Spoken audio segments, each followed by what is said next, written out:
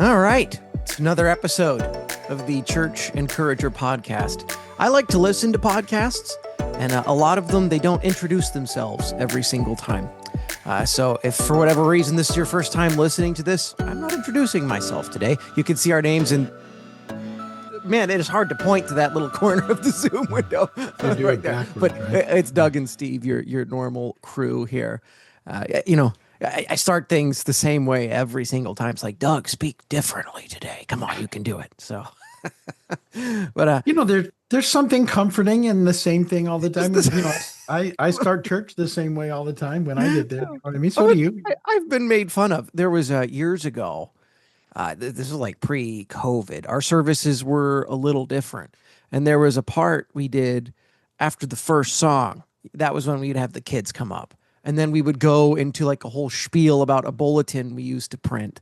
And then there were, we had the old school Connect card on there. And, you can check the box if you want to be a part of the outreach team, and we'll consider you a part of the team. And my group of guy friends have just busted my chops about that for many years. So I'm like, okay, just, you don't have to say things exactly the same way every single time. And this is a good place to practice. So there you go.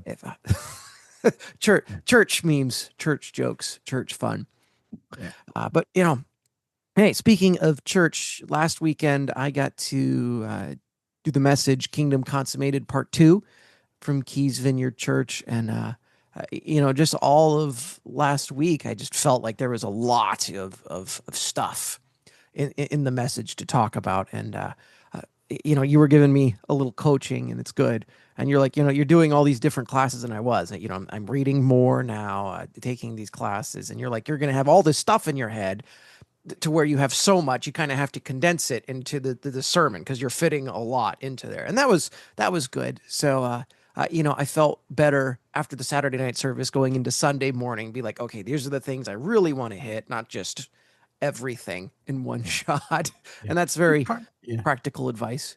Well, and there was a lot of theology in this message. Part of that is, I'm working on next weekend now.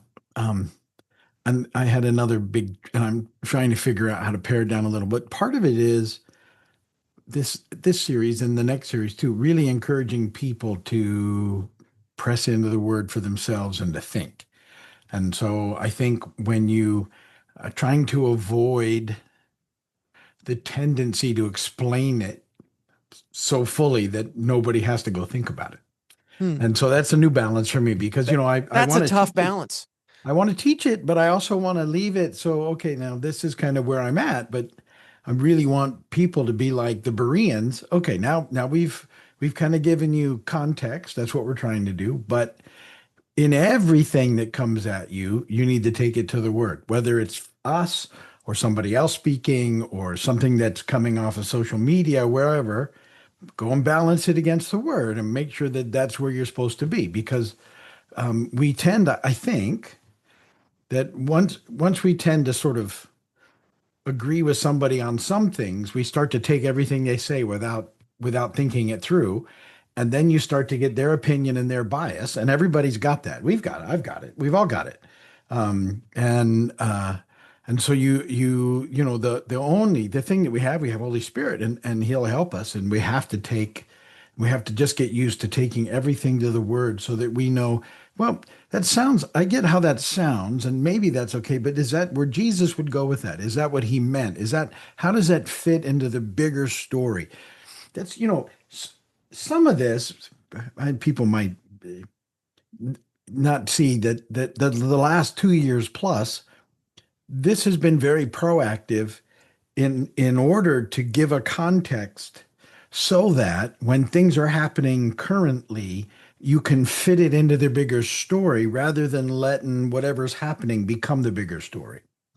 And so, and there was a lot of prayer that went into, okay, we're going to take this time and really try and lay out a very solid, understandable, hopefully sort of theology that people can get a hold of in context of the whole story so that then they can work through everything that's coming up.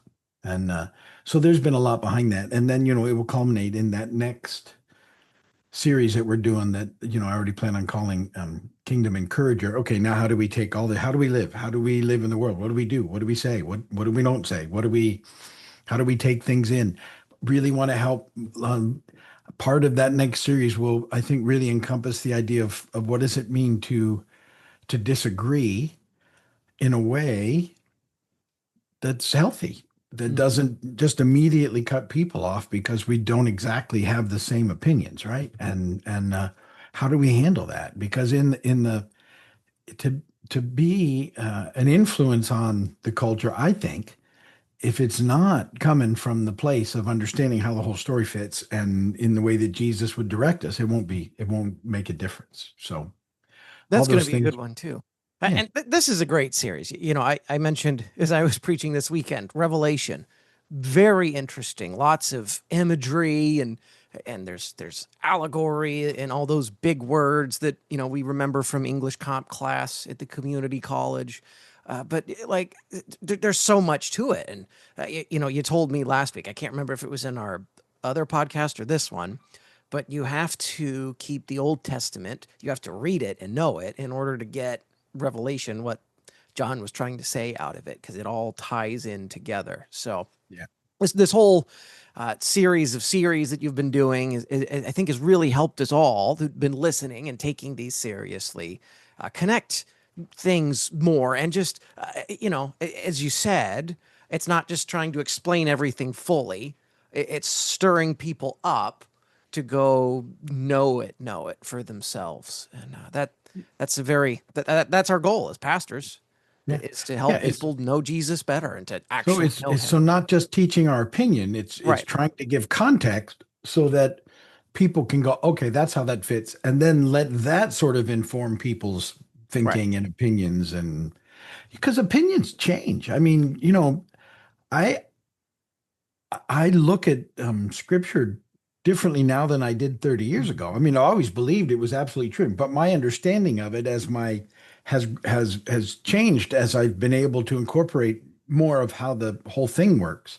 Yeah. And you sort of take what you get initially. I'm not saying that, but then you have to look at it. Oh, okay. Well, in from my limited understanding in the beginning of grabbing a hold, because you start to make theology almost immediately. But and then, as your context hopefully improves and you get more and more of the Bible, you go, oh, well, this wasn't some random sort of thing that just happened with Jesus. This had been going for way before Jesus, and now it makes sense as we see how it ties in and what he was doing with it.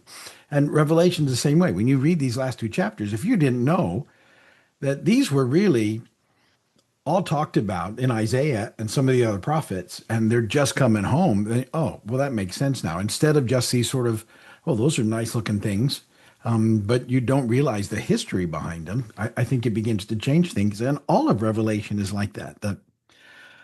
Um, it's completely different when you read it from with an Old Testament understanding, and I'm pretty sure that what I said was there's a lot of people who read Revelation with just a New Testament understanding, and in order to make it work, they don't know that those symbols are grounded in the Old Testament, and they Hmm. make up stuff, that they think it's saying, and then it has a whole different sort of take. So you have to be very careful with that. But anyway, you did a great job of that message. There was a lot of theology in there, and um, we're gonna follow up with more in that same passage, Revelation 21, because you could preach that forever.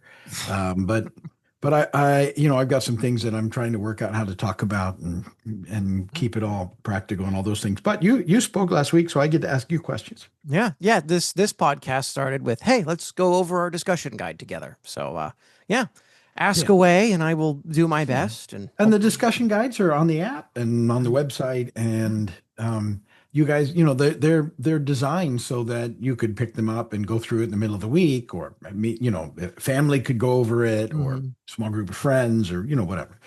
So, how about this one? Because you brought this up as a good point. What does it mean to be an ambassador of God's kingdom rather than the ruler of your own life? And how might this shift in identity affect your daily decisions? Yeah. So, I was reading one of my books for one of my classes, and the author brought up the point. Uh, Naturally, our human desire is to look out for our own self interests. It's to just do what we want. And, that way of thinking is dangerous when we're interacting with other people who can also think the same way. So the term he uses, we all want to be kings. We want to be mini kings of our own lives, and that changes how you view people. And I sort of briefly mentioned it. I could have spent a whole sermon on this point, but like, you know, if you enter into your marriage trying to be a king instead of an ambassador, you're not going to be the most pleasant spouse, right? You're going to view your spouse as someone who's there to make you happy. And that's it's not, you guys you're on the same footing, right? So my wife is my partner, and we're both looking towards Christ. That's that, triangle thing that we heard about in marriage counseling. But it kind of just stuck out to me.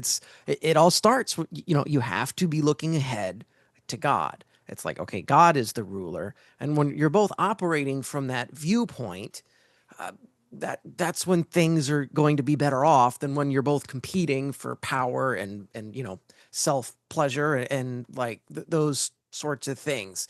Because in our marriages in particular, I'm going on the marriage point, is when it sounds obvious to say, but when we're selfish, it's going to be a lot harder. Uh, I try to avoid saying the over obvious, but we so naturally fall into that trap. Some of that could come from unmet expectations. Sometimes it can just be hard to communicate things in a healthy way that's not like hurtful, or I don't want to use the secular word toxic or anything, but it's when we're self-centered, it can be very hard. And it the viewpoint of, well, when we're an ambassador, we're representing God's kingdom, it changes how we view everything. So even go beyond just the marriage relationship. You can go to the kids relationship, with my relationship with my kids. My Everybody as a parent just wants their children to be like perfect examples of being well parented. They don't want any lack of respect. They want them to just listen the first time. They don't mess up. Just do everything I say. Don't do the bad things that I do. We all want that from our kids, and that's an unrealistic expectation. My kids can't live up to that. I certainly wasn't perfect. It changes how we view just everybody in our lives. When we act as many kings, we demand to be served. When people aren't, acting the way that we think they should act towards us, it can really throw us off. We get nasty, and we're just compounding this bad effect is bad many kings. And, there's a saying, too many leaders, not enough followers. There's, some unwoke terminology and stuff I'm trying to avoid. Too many chiefs, not enough Indians. Too many chefs, not enough cooks. It's the same sort of concept. There is one chef in the kitchen of life.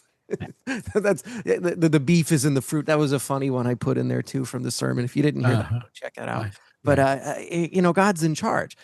So when we live as ambassadors, it's a completely different role set. It's a different mindset. I'm a representative of God. How do I do that in my life? And that was what I wanted to encourage everybody with the message, is how can that change your mindset? Now go home and chew on that for a little bit.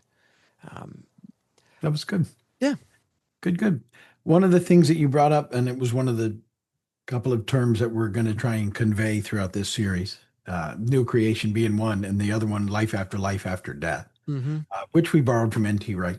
And you described that in the sermon, and that it's a talks about a physical resurrection rather than just an ethereal existence. Mm-hmm. And how does that dimension of our hope then impact you and the way you view your current physical life and body? So knowing where we're heading, and that we get, the do-over we get's amazing. It's not just floating off on a cloud. It's actually this life perfect, Mm-hmm. the way it was intended to be. I mean, how does that impact you on just as a like for hope's sake? I think that's what impacts me. Yeah, I think it's a lot more meaningful than what our traditional view of what happens after we die is. Um, Tim Mackey had a really good sermon that we got to listen to when we were taking the course we did with Putty Putman a few weeks ago, and just our understanding of salvation honestly needs a bit of a change. I think you talked about in one of the series years ago the heaven and earth overlap, how it's more of a this than just going to some far away place. One of the things you'll learn if you take courses at the Bible Institute, I discovered this in the NT Wright course, is that life after life after death concept. It's when you die, the Bible doesn't necessarily teach you just go to heaven and that's it. That there's more to the story beyond that. It talks about the physical resurrection, a renewal of our bodies, and I think that changes our mindset on the importance of knowing Jesus and following him and going out into the world and making the earth more like Eden. There's impact to what we're doing today. I mentioned in the sermon check engine lights in my body. I've shared in podcasts in the past and in messages. I live with type 1 diabetes. It's a chronic illness. And I haven't been able to faith it away, haven't been able to pray it away. But I'm constantly reminded that there's been healing in it. I'm able to have this amazing life. I have a family. I have a purpose. I have a reason to be here, and I'm able to take care of it and manage it. So in some ways, I have been healed from it. I have to treat it, have to manage it. We've all got things we have to manage because we're not fully there yet. So one of the things I look forward to is just eating a big old cake. Um, just like hot, fresh cookies.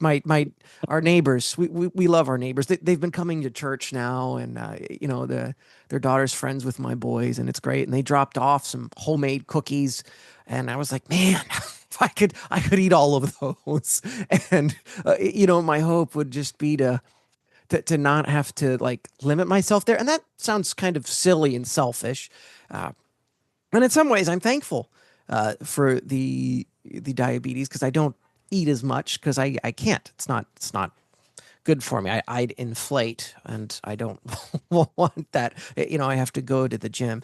So that would be like one very specific thing that I'm optimistic about is in a physical resurrection is that this body is just made new and it's right. And it's a physical body with skin that has immortal, like we're with God forever. God comes in, he's back, everything's right. There's no more pain, there's no more wrong, there's no more injustice. We're there. And I mean that's so much more amazing than just sitting on a cloud in the sky playing a harp. That I was about to mention it in NT Wright, then I kind of got sidetracked with everything. But like he said, that way of thinking comes from Plato, the Greek philosopher. I think he was Greek.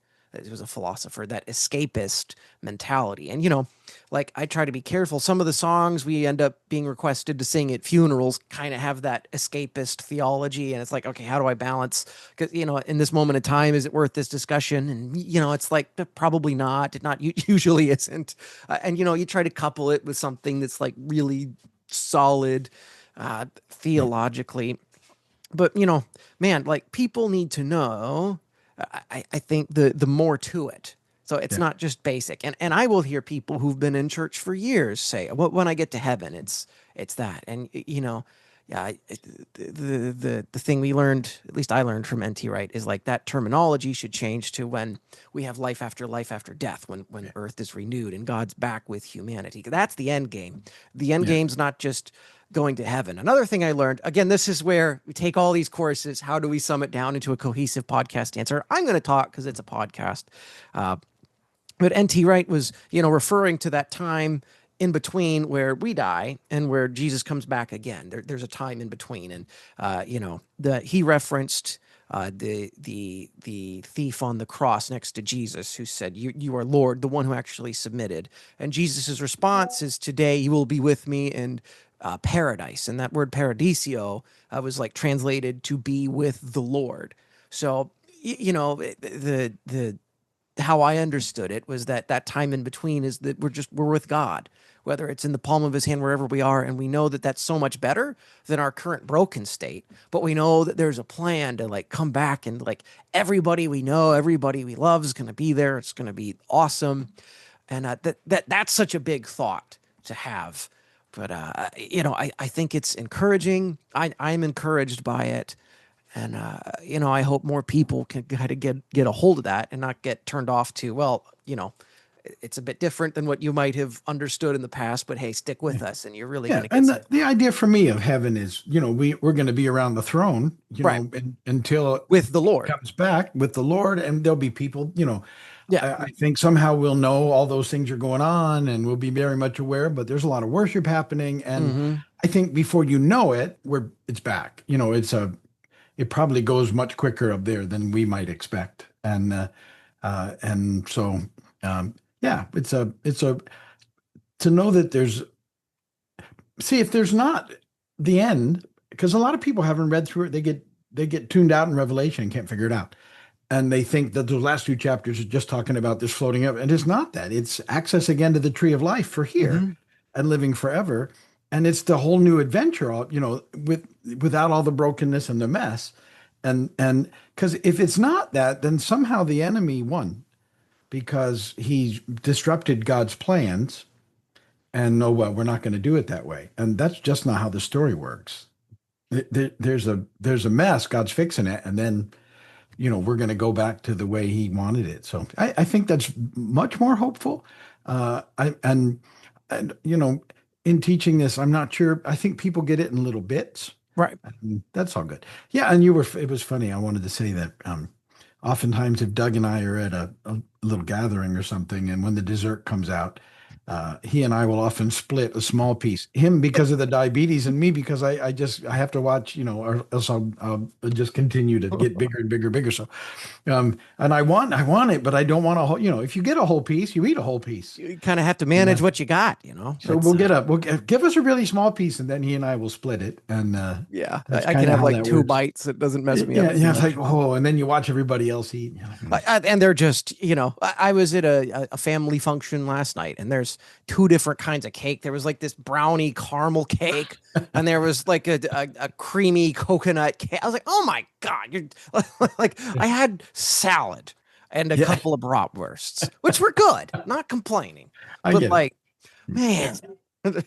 Just and they're getting both. There's people with both on their Yeah, plates. Like you yeah, need one. sure. It's just come on, Yeah, man. that's funny. Well, let's see. Let's see. Where should we go? We'll do one more here. And what emotions arise when you read about God wiping away every tear and eliminating death, mourning, crying, and pain? And is this promise difficult for you to believe or embrace? Man, it can be hard because I think of like the painful things that have happened, the people who I haven't seen for years. I think of my friends who've been through hard things, and I'm encouraged that their pain's taken away too. And I mean, what a thought. You wrote, and I mentioned in the sermon last weekend, I think God put that part in verse 5 of Revelation chapter 21. Write these words down, for they're trustworthy and true. I think He put those in there intentionally because of how hard it is for us to comprehend. We're so accustomed to all that's wrong. So I can totally understand where it's hard for people to really believe it, or where they just kind of hear it and they go, okay, that's and that's another faith thing, right? We have to believe in what we believe. We have to have faith in what we believe, or it's all kind of pointless. And is the word apathy, is that the correct word for that?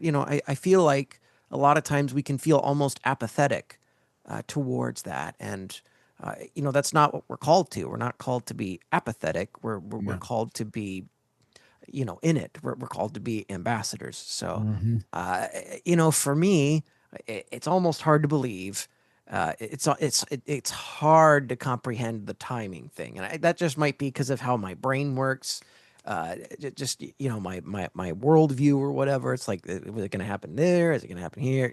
What does this process look like? What happens to all the property taxes I've paid?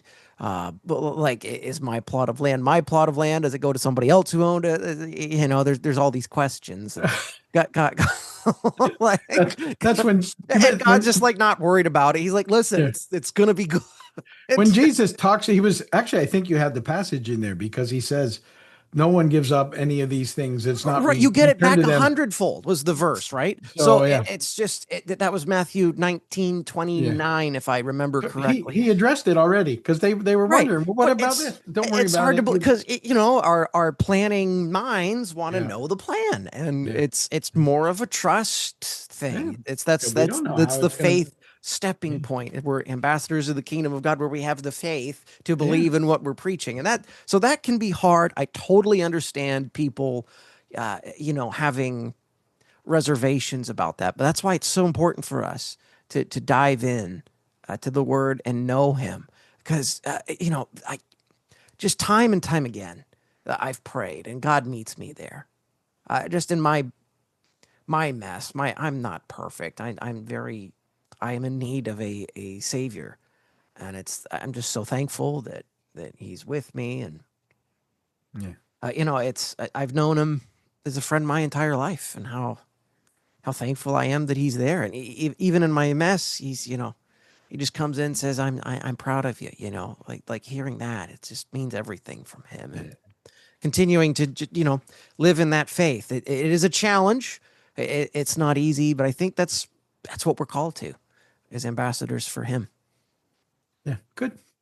All right. I think that was great, and Yeah. lots of questions for people to think about, but we certainly covered enough, I think. So yeah, you normally say goodbye, but since I'm talking, I will say goodbye. Thank you for being a part of this podcast, and we'll be later on in the week. We'll do the one from the Bible Institute, and we'll talk about what's coming up. But hopefully, this encourages you and sort of helps you take it a little deeper. So that's all I have about that. Thanks for being a part, and we'll see you soon.